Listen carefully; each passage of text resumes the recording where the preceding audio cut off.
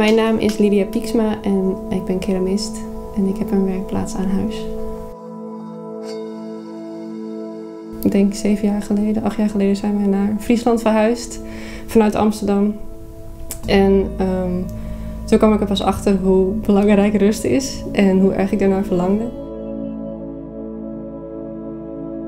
Het leukste vind ik aan klei is dat je met helemaal niets iets kan maken en dat sprak me heel erg aan.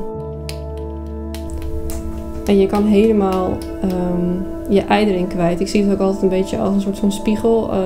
Als ik mijn dag niet heb, dan kan ik draaien wat ik wil. Maar er komt eigenlijk, zeg maar, als ik dan achter me kijk naar, want ik heb ook een plank achter me liggen, wat ik gemaakt heb, dan ziet het er echt niet uit. Het is echt heel, echt organisch en je kan echt je gevoel erin kwijt. En dat reflecteert, je ziet het echt terug.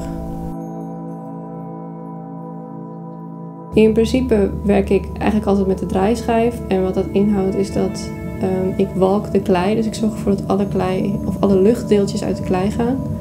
Als ik dat niet doe, dan in de oven ploft het uit elkaar.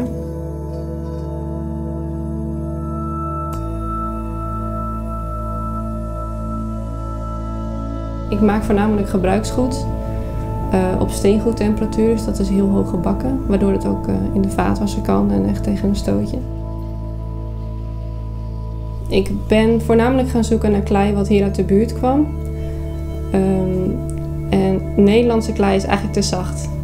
Dat is best wel poreus, net zoals terracotta. Na een tijdje dan brokkelt dat af. Dus de klei die ik gebruik, die komt uit Duitsland en uit Frankrijk. En ik gebruik verontreinigde klei. Dat klinkt een beetje gek. Maar dat houdt in dat als ik het heel hoog stook, dat er allemaal spikkeltjes in komen. En eigenlijk is dat dus stukjes ijzer of stukjes poep, laten we het zo zeggen. Die dus effect geven op de klei.